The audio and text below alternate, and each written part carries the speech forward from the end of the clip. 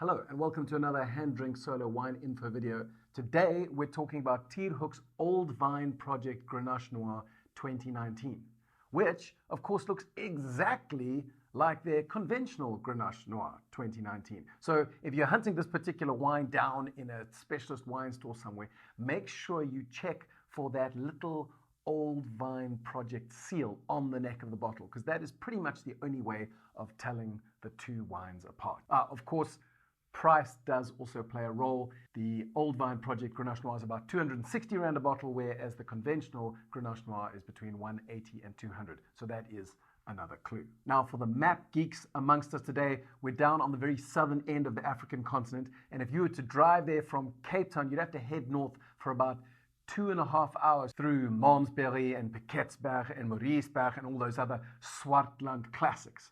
And eventually you'd start heading up through a pass up onto the plateau, and as winemaker Roger Burton says, you'd kind of think you've arrived, and then you have to drive up again through another pass to get up to where Tierhoek is up on the Piekenierskloof plateau. And really you'd expect it to be all arid and dry like you'd find on the top of Table Mountain, for example, but actually it's this amazing little lush haven. Now the vineyards themselves are over 60 years old. And the seal, the OVP seal on the side of the bottle says 1977. And you may say, well, how can that be? Well, the earliest service records state that these vineyards were already in existence in 1977. And so that is the earliest that they can officially rate it.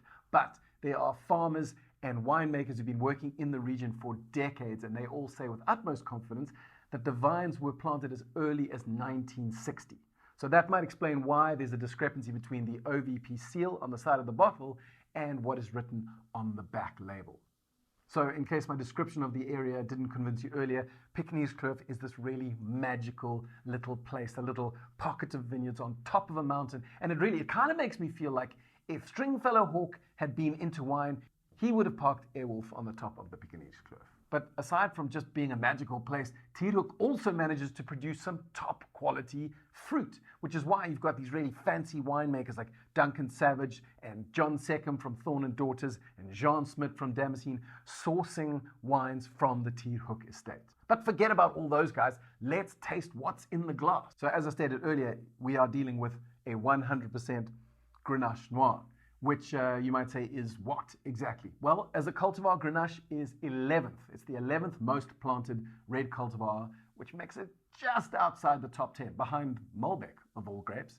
And the wine dad in me wants to say, come on, Grenache, if you try a little harder, you can make that first team. And I don't think I'm the only one.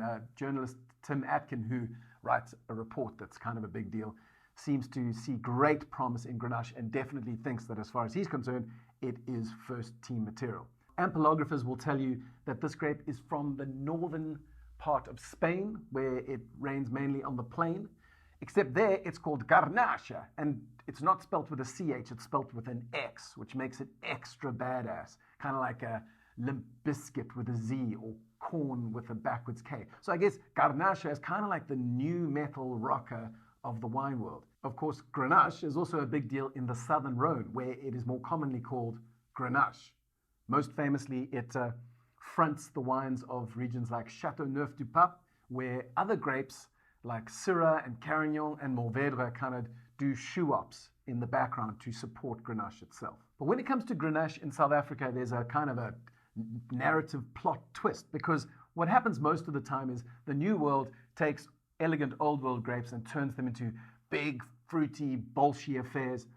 But what's happened with Grenache is kind of the opposite.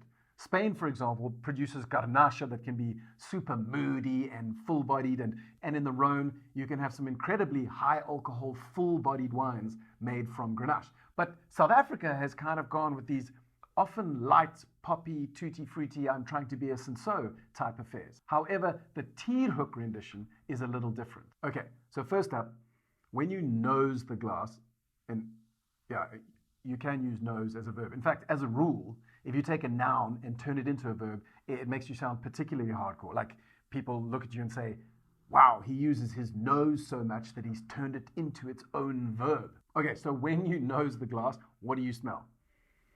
Well, at first, possibly not very much. And you might say, what gives Han this wine super shy?